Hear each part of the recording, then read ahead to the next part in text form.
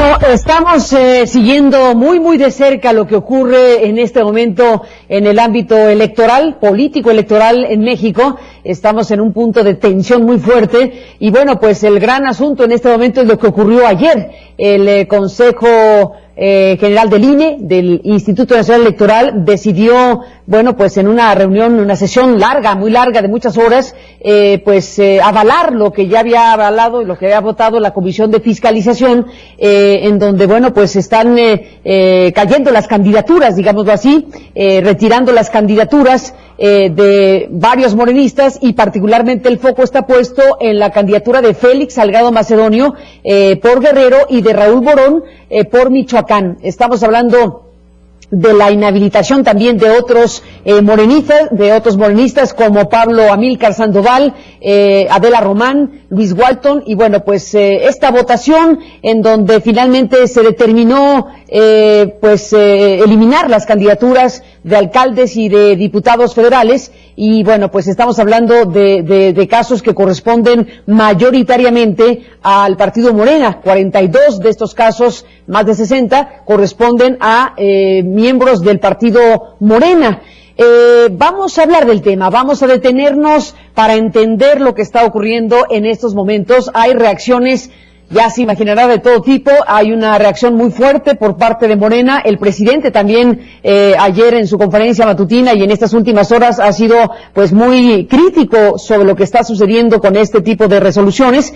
Por lo pronto vamos a escuchar qué tipo de argumentación legal, cuál es el sustento legal para inhabilitar a estas decenas de miembros de Morena y tirar las candidaturas de Félix Salgado Macedonio y de Raúl Morón, como acabo de mencionar. La consejera electoral Claudia Zavala, que obviamente participó de esta discusión y que votó en consecuencia, está en este espacio y le aprecio que esté aquí para hablar del tema. Buenos días y bienvenida, Claudia. Gracias por estar aquí.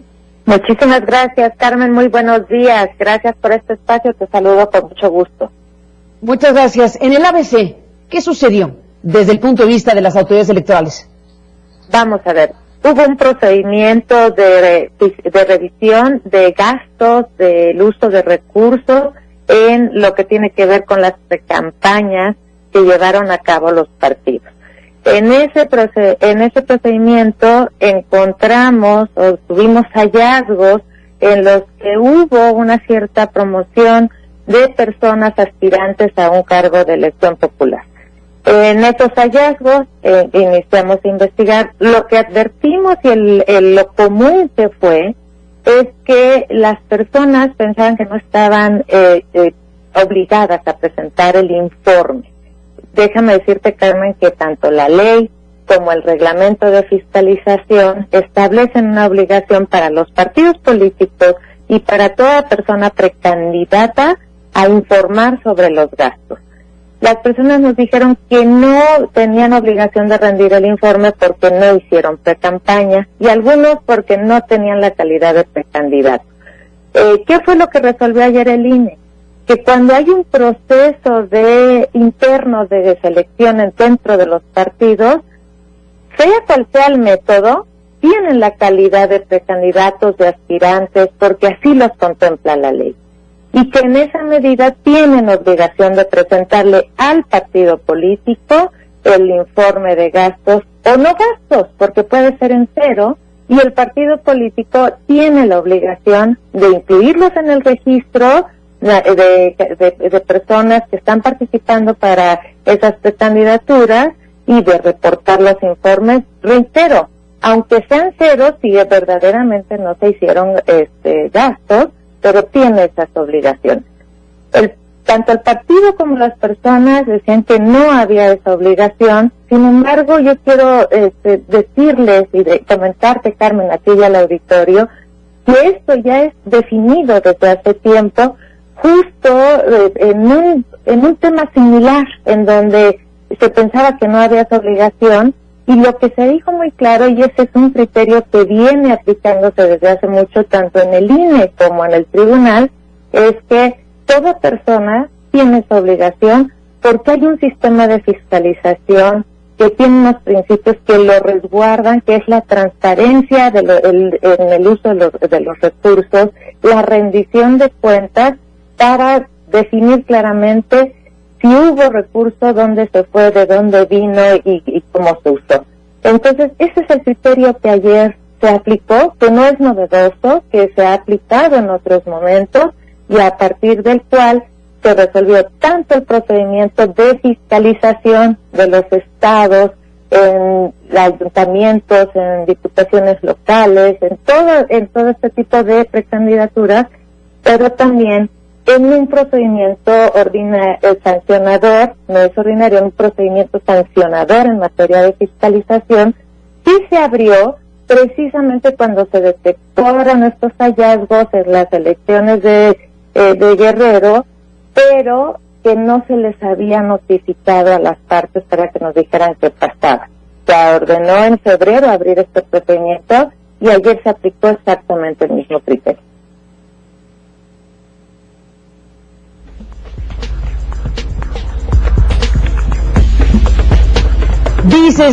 Dices, Claudia Zavala, que no es novedad. Déjame plantearlo de esta manera. Yo no recuerdo, pero eso no significa nada, ya me dirás tú, que haya habido en otro momento una anulación de candidaturas masiva, digámoslo así, de decenas de candidaturas en una sola sentada por esta razón que estás aquí explicando. O sí, antes ocurrió algo parecido. Tumbar 2 candidaturas a gobiernos estatales y las demás que aquí se han planteado. Es que parece que no se había presentado el problema generalizado, Carmen. Y sí ya se había dado, por ejemplo, en 2016, a lo mejor no en forma generalizada, pero el mismo tema se dio en una candidatura a gobernador en Zacatecas. Y justamente ahí es donde se dio claridad en este tema, porque se parecía que se piensa que no hay la obligación.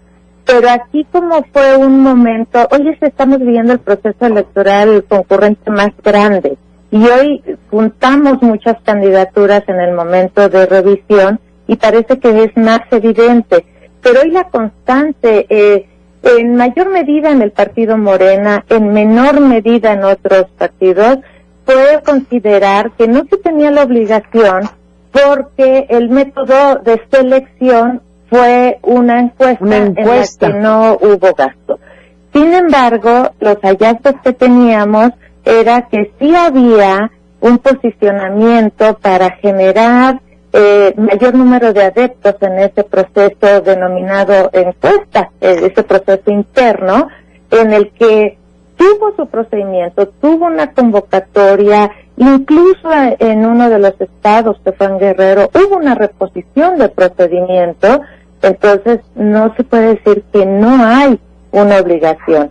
Llámese como se llame el procedimiento, está reglamentado en fiscalización desde la LEGIPE hasta fiscalización, que deben de las personas precandidatas son corresponsables con el partido del procedimiento de fiscalización, que ellos deben de presentarle al partido y el partido debe a su vez presentar el informe. Y hoy la constante, Carmen, quizá el número por eso sea mayor, porque también ahora tenemos 15 gubernaturas en este proceso, o sea, hay un número de cargos muy grande, es que se consideraban que no existía esa obligación. Y quizá eso es lo que detona hoy que sea un mayor número de personas a las que se les aplica esta consecuencia de derecho. Vamos a un caso específico que propongo. Raúl Morón, candidato de Morena al estado de Michoacán. Lo pongo como caso porque junto con Félix Salgado Macedonio, pues son las 2 candidaturas que están tumbando de candidatos a gobiernos de los estados. Pero el caso de Raúl Morón, porque hablaremos con él en un minuto más y probablemente esté escuchando esta conversación, ¿cómo sucedió este caso en específico que nos permita ilustrar la decisión general que tomaron?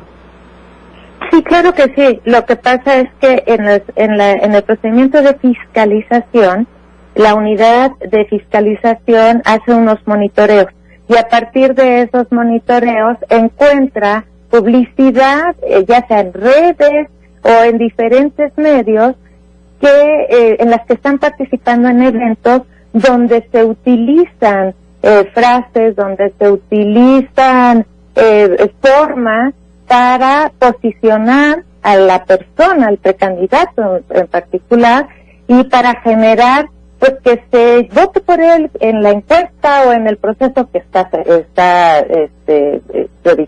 participando. Esos gastos no los reportaron nunca, pero dan cuenta esas notas, ese seguimiento, de que sí hubo eventos, de que sí hubo una promoción para que él fuera favorecido en el proceso interno de Morena. Y a partir de eso, lo que se hizo fue entablar una comunicación desde la unidad de fiscalización, que eso fue ordenado por la comisión, y se les dijo si habían presentado el informe, y la constante fue que dijeron que no. Él dijo que no tenían esa obligación, porque el partido Morena no había tenido un proceso en el que se hubiera aceptado que se hiciera pre-campaña, que era otro modelo, y que a partir de eso no se podía generar un gasto. Sin embargo, la evidencia está ahí, la evidencia de que invita a otras personas a que a que le favorezca en la encuesta o en el procedimiento de selección, que le favorezca a él. En esa medida se determina pues que sí son actos que tienen por objeto pues, posicionar a la persona para, dentro del proceso interno, tener una mejor un mejor posicionamiento. A ver, déjame cerrar con este tema, Claudia, a reserva sigue hablando. Aquí el tema es que la conducta sucede, ¿no? Es decir, hay actos de campaña, hay cosas que cuestan, que deben ser reportadas, dice la autoridad, y no lo hicieron, punto. Pero aquí el tema es la proporcionalidad de la medida. Esta conducta, que es la que describes, da para eliminar una candidatura, o en otras ocasiones se ha subsanado con multas o con otro tipo de medidas que estén, digamos, en proporción de lo que se está sancionando. Ese es parte del debate. No, es que la ley, este es uno de los casos que define la ley, y es una de las cosas que se discutió ayer en el Consejo. La ley define que quien incumpla esas obligaciones de fiscalización, la consecuencia es que no podrá participar como candidato, o si ya es registrado, el retiro de la candidatura. Y esto, ayer fue un tema que se discutió, Carmen, y se discutió porque se decía que el legislador es desproporcional en la sanción. Yo lo que considero es que el legislador le está dando una relevancia de suma importancia a esta obligación, justamente por el cuidado que debe de haber en el recurso, en el reporte de los recursos que usan al interior de los partidos en las precandidaturas. Desde que metió el tema de las precampañas, fue un tema que reguló, y esa es una definición desde la ley. Dime una cosa, Claudia, para cerrar la charla. En este momento, los candidatos a quienes se le está retirando la candidatura por parte del INE, bueno, apuesto a que van a impugnar y que el tribunal tendrá que resolver el estatus jurídico de estas personas en este preciso momento de la mañana de viernes 26 de marzo. ¿Cuál es? ¿Candidatos todavía hasta que termine el proceso de una eventual impugnación, o en este momento ya ustedes le llaman excandidatos? ¿O cómo se les denominaría? ¿Cuál es el estado de las cosas? Si todavía no son registrados como candidatos o candidatas, Carmen, no pueden ser registrados. A quienes ya fueron registrados, como son temas locales en algunos casos, el OPLE se tiene que hacer cargo del retiro de candidatura y avisarle al partido para que sea sustituida. Hay que recordar que en materia electoral no se suspenden los plazos por ningún motivo, sigue y continúan surtiendo sus efectos los actos hasta que se resuelva por la sala superior. Por eso siempre en materia electoral las decisiones pues, son muy rápidas, justamente porque tiene que ver o con ahorita para que se registren o quienes les van a quitar el registro. Pero sí sigue corriendo sus efectos, Carmen. Bueno, pues Claudia Zavala, consejera del INE, te agradezco que nos tomes la llamada y seguiremos en contacto si me lo permites. Muy buenos días. Muy buenos días, con mucho gusto, Carmen. La agradecida soy yo para poder integrarme con tu auditorio a este tema tan relevante para México. Muchas gracias. Es muy importante. Al contrario a ti, Claudia, gracias por estar aquí. Y bueno, pues es la explicación que da alguien que votó en el sentido que permitió la eliminación.